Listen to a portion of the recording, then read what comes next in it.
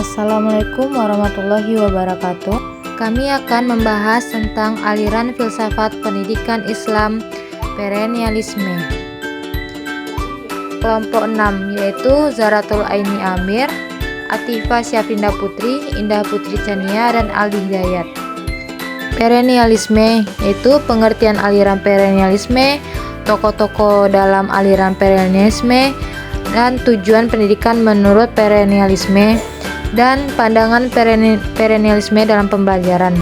Pengertian secara etimologis, perennialisme diambil dari kata perennial dengan mendapat tambahan isme, perennial berasal dari bahasa Latin yaitu perennis, yang kemudian diadopsi ke dalam bahasa Inggris, berarti kekal, selama-lamanya atau abadi.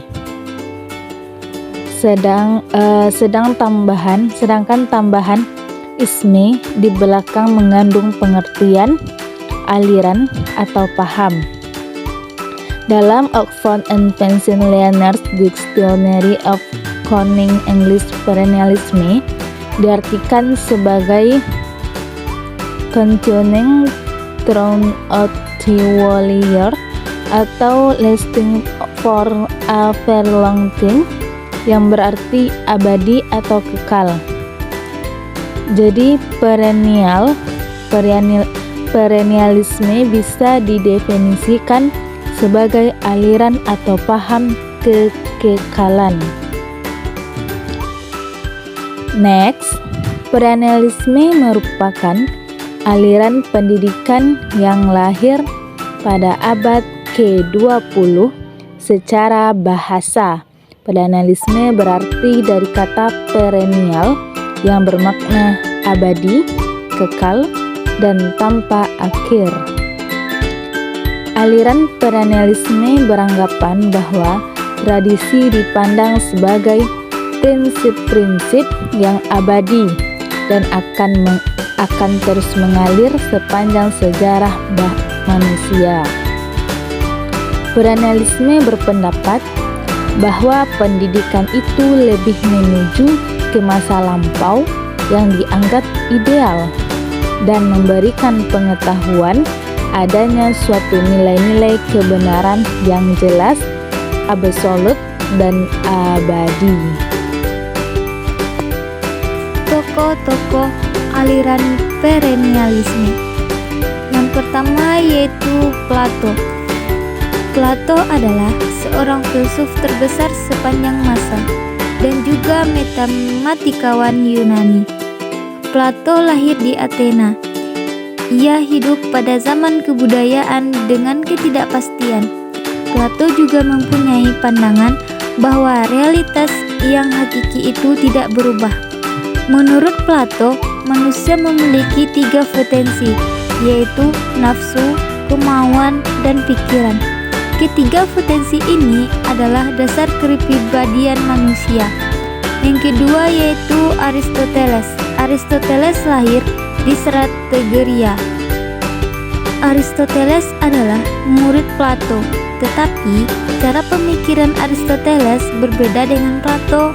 Cara berpikir Aristoteles yaitu berpikir secara rasional, empiris, realistis. Pandangan Aristoteles lebih realis daripada pandangan Plato. Menurutnya, manusia adalah makhluk materi dan juga rohani. Artinya, sebagai materi, manusia di dalam hidupnya berada dalam kondisi alam materi maupun sosial.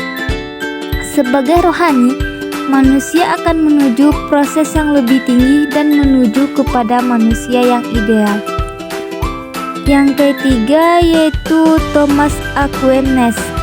Menurutnya, tujuan pendidikan sebagai usaha untuk merealisasikan kapasitas dalam setiap individu manusia sehingga menjadi aktualitas. Tugas seorang pendidik adalah untuk mempersiapkan peserta didik ke arah kematangan intelektualnya. Dengan pengembangan akal, maka pemikirannya dapat tinggi kemauannya. Yang keempat yaitu Menahardin. Ia adalah seorang filsuf pendidikan Amerika. Ia adalah presiden pada tahun 1929 sampai 1945. Ia mengemukakan bahwa manusia pada hakikatnya ialah makhluk rasional. Tujuan pendidikan yaitu untuk mencapai kebajikan. Menurutnya, pendidikan yang ideal yaitu pendidikan yang menumbuhkan intelektual. Yang kelima yaitu Archibald Matler. Ia seorang penulis pelopor pendidikan filsuf Amerika Serikat. Ia adalah seorang filsuf yang menafsirkan manusia adalah makhluk rasionalitas yang memiliki kemampuan intelektual yang mana melalui tindakan-tindakan seperti berpikir, menulis, membaca, dan lain-lain. Pandangannya yaitu peserta didik akan aktif jika guru mengajarkan dan menerapkan perilakunya yang baik. Tujuan pendidikan menurut perennialisme yaitu dalam hal pendidikan perennialisme memandang bahwa tujuan utama pendidikan adalah untuk membantu siswa dalam memperoleh dan merealisasikan kebenaran abadi. Aliran ini menilai bahwa kebenaran itu bersifat universal dan konstan. Tujuan perennialisme dalam pendidikan adalah untuk mengembangkan kekuatan pemikiran, menginternalisasi kebenaran yang universal dan konstan, dan untuk memastikan bahwa siswa memperoleh pemahaman tentang ide-ide hebat peradaban Barat. Ini adalah filosofi yang paling konservatif, tradisional, dan fleksibel. Perennialisme merangsang siswa untuk berpikir kritis dan penuh pertimbangan, menumbuhkan pikiran rasional. Pandangan perennialisme dalam pembelajaran. Dalam pandangan perennialisme, pembelajaran lebih menekankan pada materi intelektual yang bersifat tetap dan fundamental. Metode pengajaran cenderung bersifat otoritatif dengan fokus pada pengajaran guru dan kurikulum yang telah ditentukan. Perennialisme menekankan pada pentingnya pengajaran pengetahuan dan nilai-nilai abadi yang dianggap fundamental. Mereka percaya pada kurikulum yang tetap, vokalisional, dan bertujuan untuk mengembangkan keterampilan berpikir kritis serta pemahaman mendalam terhadap materi dan pembelajaran. Baik, terima kasih.